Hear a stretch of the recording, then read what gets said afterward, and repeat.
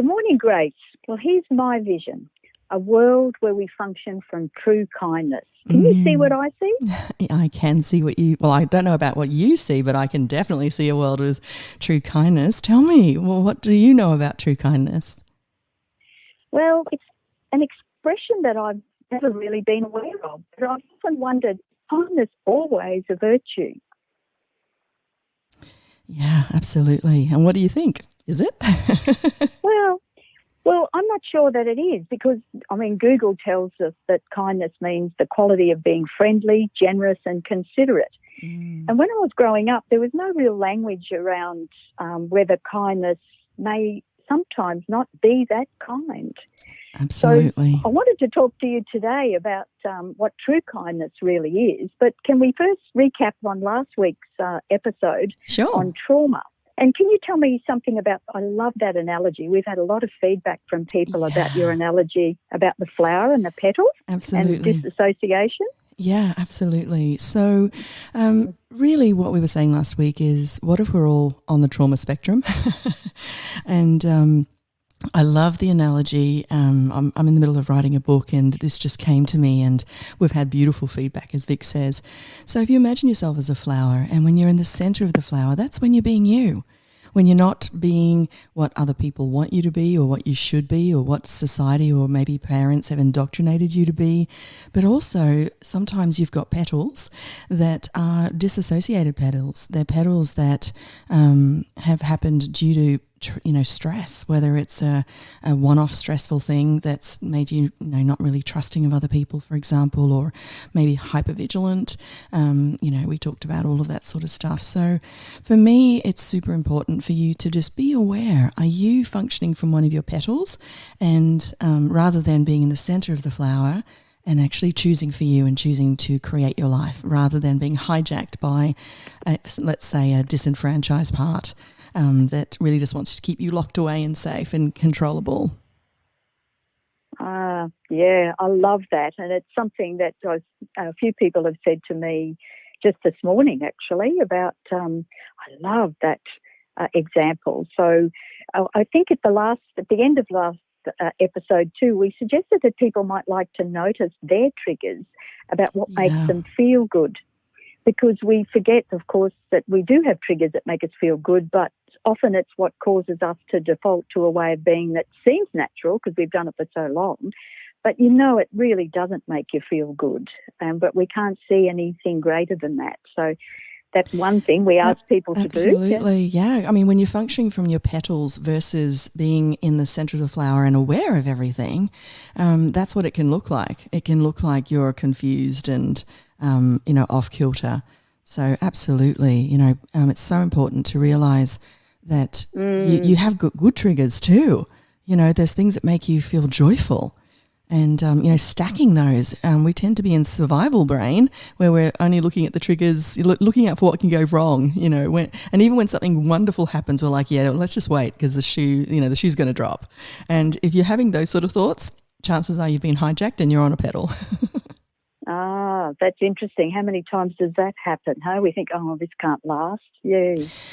But, I just wonder, a lot of the time we get triggered when we don't feel safe. And especially with what's going on in our world at the moment, it's been turned upside down around the world, actually, literally, from what we thought was normal. But people can hear more about that safety, security and support if they want to listen to our last episode. Absolutely. Yeah. And the other, probably something that resonates with me is when you referred to stacking. I love that. So it doesn't have to be a huge thing. It can be a combination of things that has that cumulative effect over time. And I really like, how often do we hear about someone cracking after what seems like such a minor thing, but then we call it, the straw that broke the camel's back. Absolutely. Stacking is a beautiful way to keep you in the center of the flower. And especially with post-traumatic stress, for example, you need validation, of what you're feeling. That's the best thing you can do. If someone's having an episode, if they're freaking out, the best thing you can do is acknowledge what they're feeling. And that's going to allow them to feel that safe, security and support. And then you can actually ask them a question that will let them come back to their center of the flower. So, yeah, it's so important to recognise that. It brings up the issue for me around do we think members of our work team or in our circle of friendships feel safe to be who they truly are? I know it's taken me a lifetime to learn this, but I know now I'm not responsible for anyone else. But I also am aware that if, we are being someone that helps others to feel safe, then we have got control over that. Like, we don't join in gossip, or when we actually ask someone how they are, then we really listen without judgment for their response. The kindest thing that you can do is listen versus telling. Or, for me, kindness is that energy of what can they receive? What can you receive? Yeah, what can they receive? Because a lot receive. Receive. Because a lot of times we think we know best for someone else, or we can see a possibility that maybe they can't see because they're in a trauma brain. I'm sure we've done that. Have you had that experience where you've kind of given too much? Yeah, absolutely. Tell me, share. Yes, I know. Well, many times actually, with coming from large families and friendship circles and things. Yes, yeah, it's amazing. You think, don't you? You think you're doing the right thing, and you think that's being kind. When someone can't see a way out, you think, oh well, I can see a way out. Let me tell you. Yeah, and it's what if that's not a kindness? Oh wow, that's so. That's been the story of my life, I think. But tell me, I've heard you use the expression true kindness. Can you say some more about that? Well, for me, true kindness is being willing to ask a question and being an allowance of what that answer is, whether you like it or not. And so, for example, if you're in an abusive relationship, let's say they're an alcoholic, and you ask the question of yourself, hey, truth, are they actually going to stop this behavior? And if your awareness is no, well, then true kindness is actually receiving that, not making it wrong, being an allowance of that, and actually looking at what you can generate and create now as far as, moving out of that relationship. But what we tend to do is we get the awareness, no, they're not going to give up. But then because we believe in possibilities, and because we, want the best for everyone, and because that, they're so nice in so many other ways, and because I said it was a great relationship, or because I married them, or because I committed, like we end up fighting for the rightness of our point of view versus what's actually true and what's going to generate and create. And so in that instance, when you've already got the awareness that they're not going to stop smoking or drinking or whatever it is, the kindest thing you can do for everybody is to leave. But that's we tend to do more utopian ideals. I had a situation where someone contacted me on Facebook, and she was just beside herself. It'd been 10 years. She was overseas, and her brother had come to Australia and not flown back. And they had information that he was alive. He had said to them that he was fine and just don't contact him. But they were trying to be kind. And in their world, kind was get him back home. There must be something wrong. This is unusual behaviour. And so she asked me for facilitation. And I said, well, the first question is, does your brother want to be found? And there was just this dead silence on the other end, and then this laughter. And she just said, I never thought to ask that question. And she said, okay, he doesn't want to be found. Oh my gosh, we've wasted all this money and 10 years and trips to Australia and, thinking that was the kind, right thing to do, right? Yeah. Wow, that's a big one. It is. And then you've got to look at the mum, what's kind and what can she receive? But I've got another story about a shovel situation. But is there something else you wanted to add to that first? Well, just as you were talking about that and what true kindness is, it made me think about I used to overdo this all the time until one day a good friend said to me, do you realise how many times you asked that person if they were all right and you could help them? And I guess I was on one of my pedals thinking it's my job to help people without first asking if they would like my help. Yeah, and another question too, because sometimes people ask for help, but they don't actually mean it. So that's another thing. You need to ask the question, are they really ready for this help? Or are they just saying that? And that's where, don't go into la la land, go into what's true. But that actually leads in beautifully to I call it my shovel story. I was on the phone with a client, and I just heard this really strange sound, and I'm jumping ahead. So I had a person come in to fix something in the home, and I explained to him I was with a client, and he could just come in and fix the thing and leave, and that's okay. But he ended up standing in front of me, and so I put my client on pause, and I said, "Can I help?" And he says, "I'm so sorry, but I've bogged myself. In other words, my tyres have gone into the ground in your property, and I can't get out, and the company's saying it's going to take about 3 hours before they can come here and get me out." And I said, "That's okay." So I finished with my client, and I went out to him, and I said to him, "How can I contribute?" And the reality was, I knew the next door neighbour had a vehicle that could easily pull them out. There were other choices. And he turned around and he said, actually, I kind of overheard you as I was passing through talking about this and this, and I'm going through a lot. Could you maybe give me some facilitation? And I said, sure. And instead of it taking 3 hours for the people to come and pull him out, it ended up being about 20 minutes, and we went through this lovely facilitation that he was obviously open to, because I asked the question, and off he went, really, really happy. Now, unbeknownst to me, he was such a sweetheart, he covered up the divots in the ground. And so I'm back inside, and I'm getting food for my kids, and I hear this really weird sound. And I open the door, and the delivery driver's now come, and he's bogged himself in the same spot. And I said to him the exact same thing. I said, how can I contribute? Knowing that I could be anything for him. That, as you said so beautifully the other day, there's a library. There's a whole library of infinite possibilities. And I was saying, well, how can I help? And he said to me, just get me a shovel. And in that moment, I just went, but I can just call the next door neighbour and you could be out in like 2 seconds. Like, this is what's going on in my head.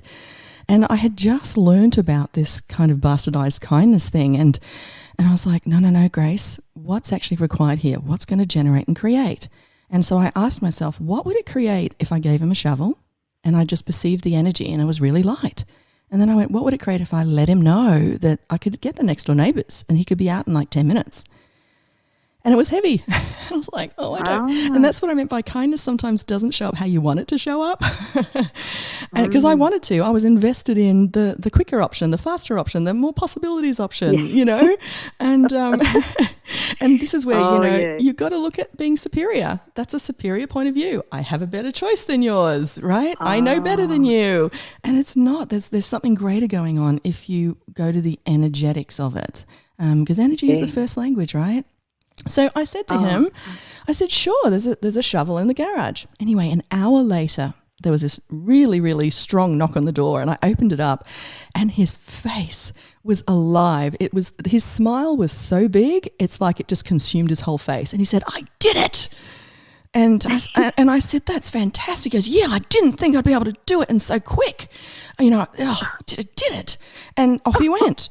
And of course, I got in that moment, it was superior of me to think that the better option, the kinder option, was to get him onto his day sooner, And so this is where it is a different way of looking at things, but if you're willing to look at what is energetically possible versus your projections, expectations, of what is the right way to be or the right thing to do. So, yeah, that's my shovel story. Oh, that's beautiful. And when you talk about the energetic, that's really about when you're feeling you're in the centre of the flower, isn't it? That's where you can perceive the energy. That's really clear for us. Like I call it a gut feel. Then it feels light or not so light to do certain things. So, but Grace, you just mentioned the words bastardized kindness. What do you mean by that?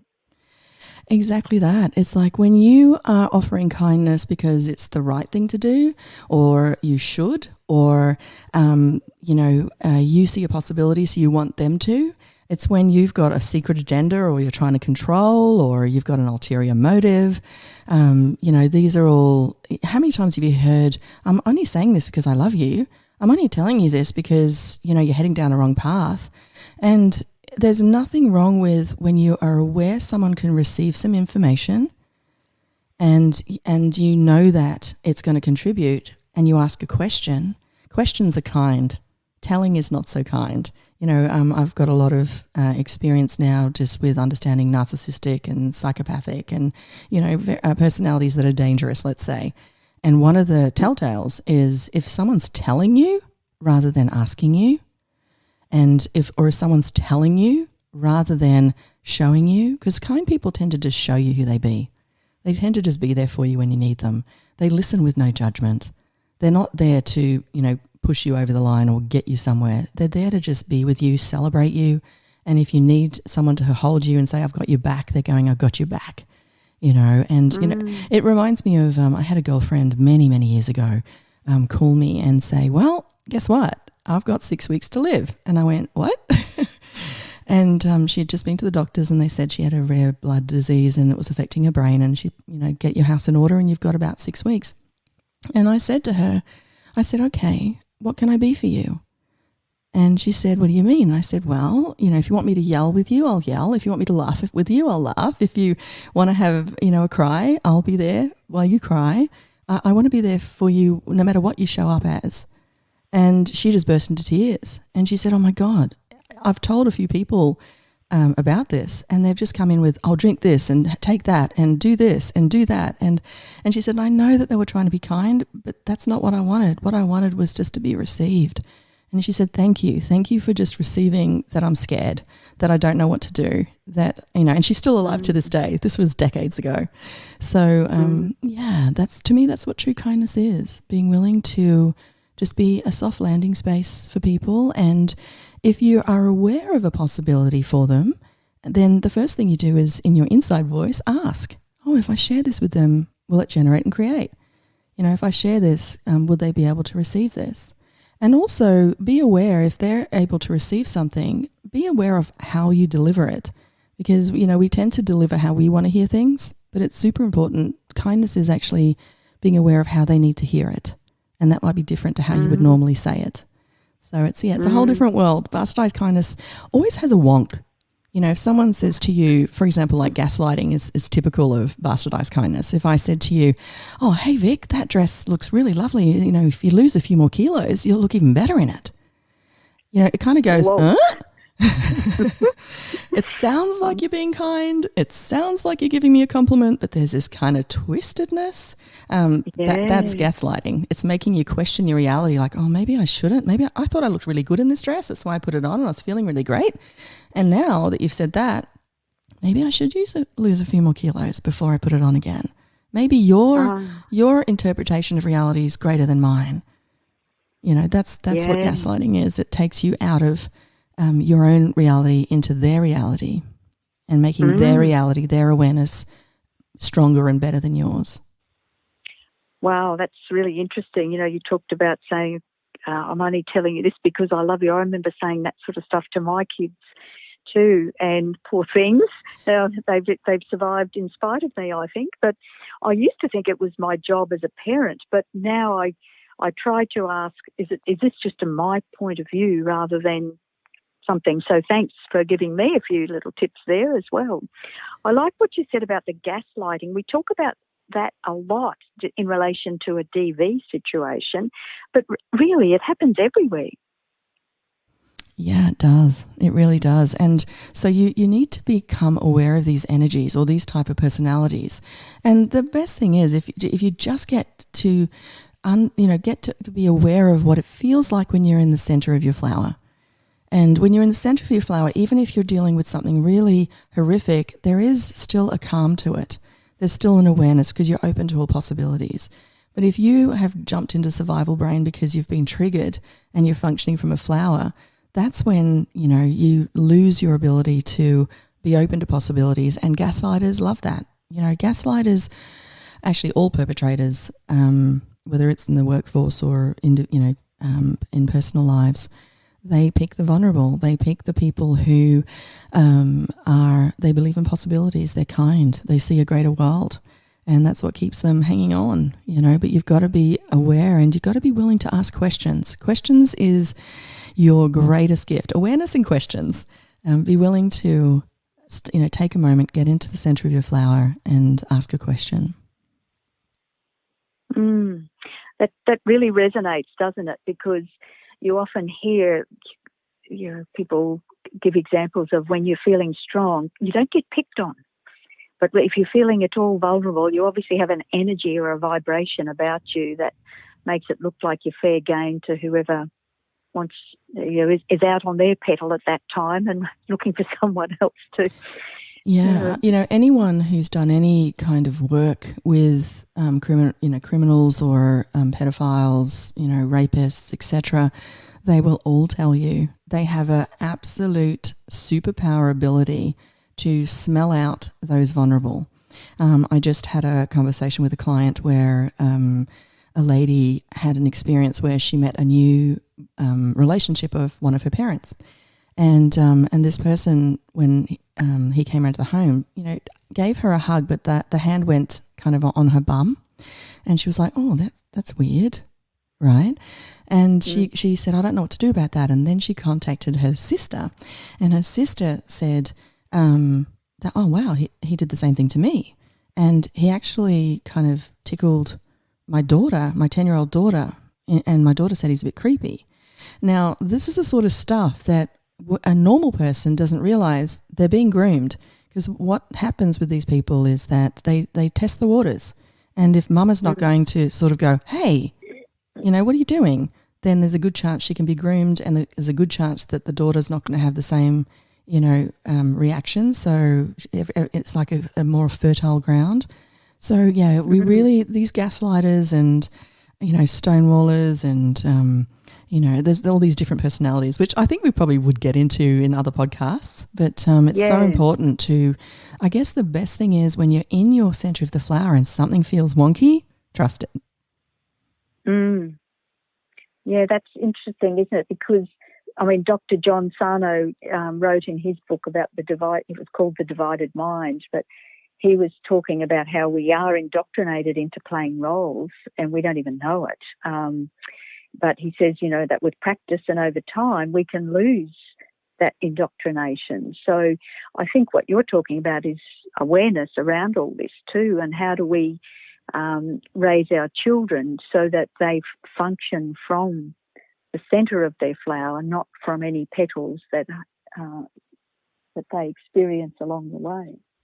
At least to recognise a petal when they see it. Yeah, recognise when you're on the petal, and also recognise if someone's talking to you from it as well. We've all had that thing of, geez, they're not who they seem, or that's unusual behaviour from them.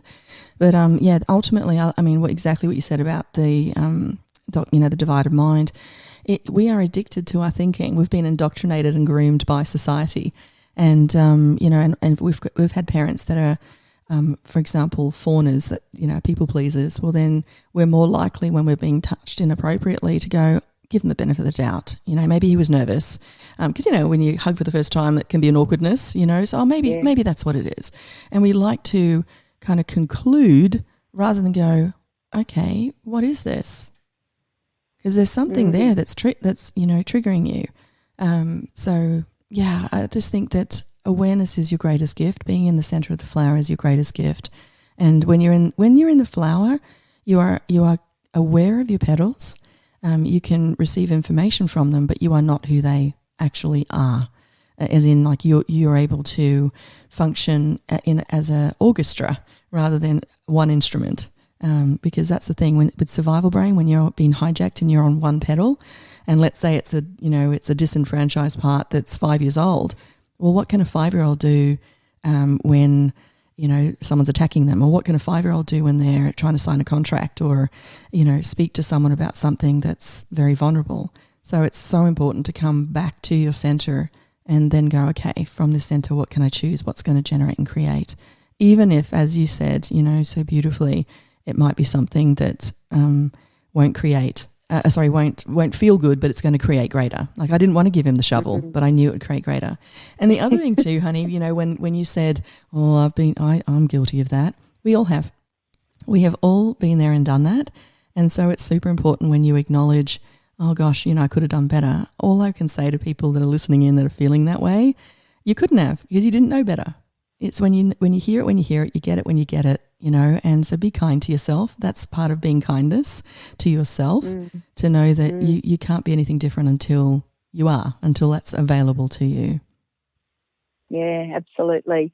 And I know the centre of the flower is like, that's our smart brain compared to our survival brain. And I guess one of the things I have learned is, and as you say, you get it when you get it, because you really can't, it's like a car, you have to go through the gears one at a time, don't you, to get there? Oh, say that again. Well, I think to me it's like, it's difficult to go from first to fourth like you do in a car. And it's unkind, right? It's unkind. Yeah, I guess, because we haven't got what we probably needed to get through gears 2 and 3. And it's also not a kindness to the engine. If you jumped, it's not kind to the vehicle. No, you know, it's like true. Pulling a baby out. Oh, you're in labour, let's just pull it out. Oh, you know? Exactly. How traumatic would that be? And I'm not talking about cesarean to save a life of baby. That's not what I'm talking about.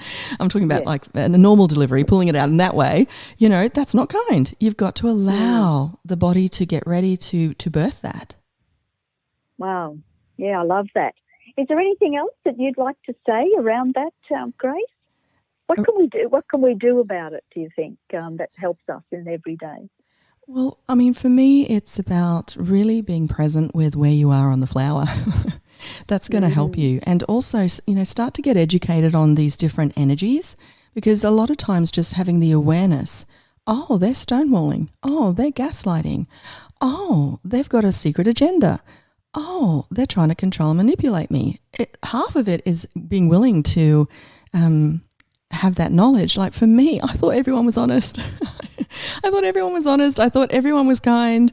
I thought everyone lived in a non-judgmental world. And it was just this huge, it was a crushing moment for me. I remember when someone treated me in a way that I thought they were lovely, and then another thing showed up. And I was like, oh my gosh. And it actually made me shrink and not want to trust anyone again, because it was just such a shock to my system. But what I've realized, because this was a long time ago, when you have a resistance or reaction to abuse, and most of us do, what we tend to do is push it out. Don't want to know about it. No one's going to treat me that way again. That's it. But when you do that, what you're actually doing is turning down your capacity to receive the information that someone can be abusive. So if you're one of those people, I only want to see the good in life and I only want to see, you know, choose positive people and choose positive experiences, that's great.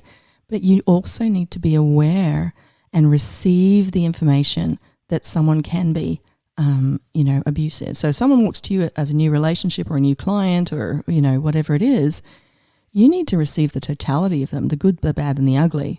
But if you're in la la land just wanting to see the good in people, then all you're going to see is the good, and then you're going to get hijacked. You're going to get shocked. You're going to get abused because you weren't willing to see that it was there in the first place. So that's what I'm all about. It's from awareness, being willing to see, oh, that's a shark. You know, that's a snake.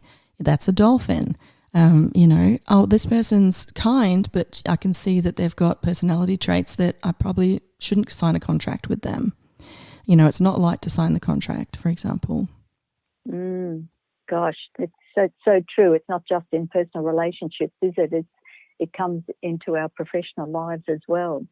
So what do you think for next week? What can we do for ourselves that might help increase our awareness around this language as well? Well, two things. One is you can go on to, for example, Facebook Marketplace, and you know how you can see the ads like selling a mattress, never slept on it. And you kind of go, huh? There's just this kind of wonk. Then you can ask the question, is it actually true that they've never slept on it? Oh, no, they're lying.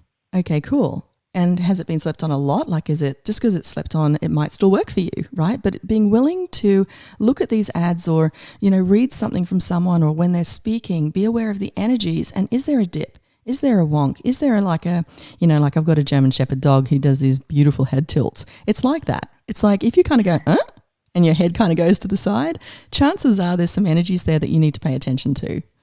So that's something that I recommend for next week, this week I should say. Just pay attention to those weird feelings and be aware of, are you in the center of the flower or not when you perceive them? Because sometimes you can be hijacked and you can have it like a paranoid part or a, you know, hypervigilant part saying, don't trust anybody, you know, because you got hurt last time.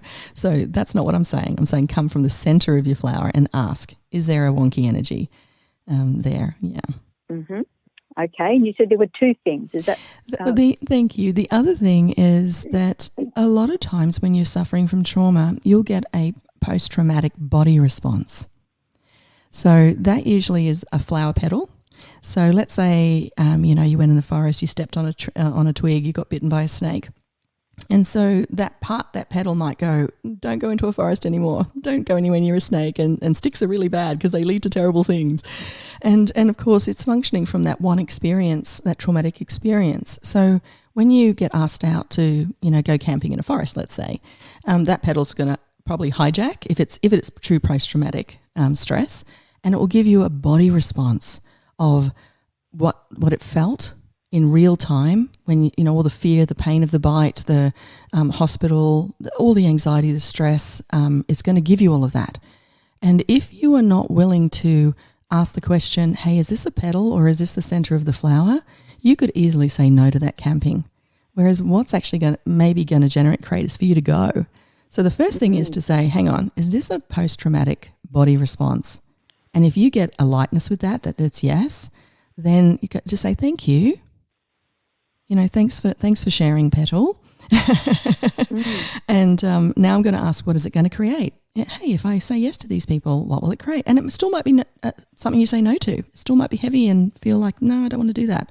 But at least you're choosing from that center of the flower. You're not choosing from being an energy that's either, disassociated or there to kind of protect you for something that happened way, way, way long ago that's not even relevant in this situation. I love that. You sometimes talk about the superhero stance. What do you mean by that? So, yeah, that's something that, is out there in the world, and it's a beautiful way to release cortisol. And it also helps you with testosterone, as in risk-taking, being able to get out there again. Because a lot of times when you are suffering trauma, you don't want, you sort of create your world very controllable. I'll only let people in that I know I can trust. And that's not a world where you're able to be celebrated and contribute, right? But it's something that we tend to choose when we're traumatized. So the superhero stance is basically standing up with your feet apart, hip sort of distance apart, and you put your hands on your hips and you imagine being a superhero and you keep your head up and you're looking around. Yeah, and it's actually been proven to give you all those delicious chemicals, and also, as I said, to release the cortisol.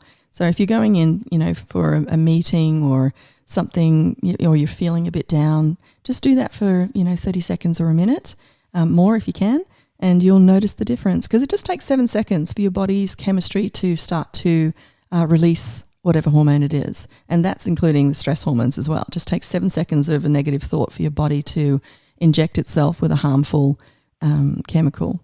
And equally, if you think of, actually, you know what that's just triggered? I read in a book somewhere, and it's so true. And maybe we can leave the listeners with this one. If you say the word kindness, and just keep repeating it, kindness, kindness, kindness, kindness, kindness, kindness, and you'll probably start to notice you're feeling a bit warm. A bit sort of like, And so usually around that 7 to 15 second mark, you'll notice that your body's feeling softer, more relaxed, and that releases serotonin, just saying the word kindness. And the crazy thing about kindness, if you see someone being kind, you'll get the same chemical hit. If you hear of it, oh, Vic, the other day I heard of this, you will also. So you didn't even have to see it. Your body will respond. Yeah. So let's start injecting ourselves with positive thoughts that give us these beautiful, natural, healing, restorative hormones and chemicals. Yeah. Oh, that's lovely, Grace. Well, we look forward to hearing what our listeners can see that we can't see, that will create greater in our world. See you next week. See you next week, and thanks for joining us. It's a real pleasure to hear from you, and do let us know if there's anything that you would like us to talk about. It doesn't matter what topic. Let's see what people can see about it, and let's see what Vic and I can see about it too. Have a beautiful week. Bye-bye.